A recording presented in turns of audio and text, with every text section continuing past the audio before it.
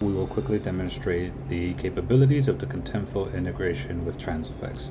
As you can see, we are currently in our Contentful environment. We have a newly created component slash content item. We have 3 fields that we're managing. We're managing the heading, summary, and body. All have English text filled in. You'll notice that we also have the German version of the component or content item, which will be filled out via the Transifex integration.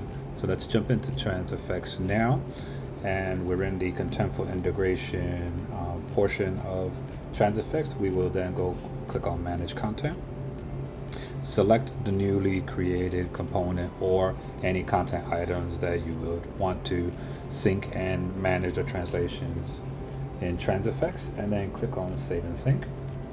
You'll notice that there's a new entry in the activity log for that sync, currently in a pending status. And now you'll see that it switched to success once it was successfully synced with Transifex. So let's go into the Transifex environment and go to the Contentful project. So let's go into resources. You'll notice that in the resources, I have my newly synced content item from Contentful containing 3 strings, 12 words. So let's click on that to translate. And we'll go ahead and translate. And now we can use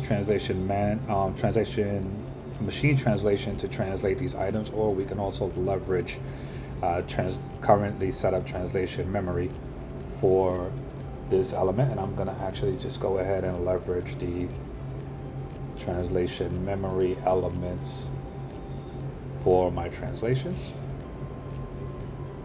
And excellent. Now that the translation is complete, we can now go back to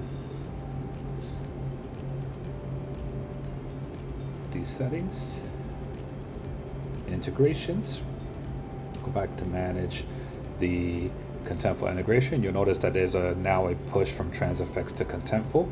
We'll check that. The status is success. And now if we go back into the Contentful environment, you will see that now the German version has been filled in by Transifex. Thank you.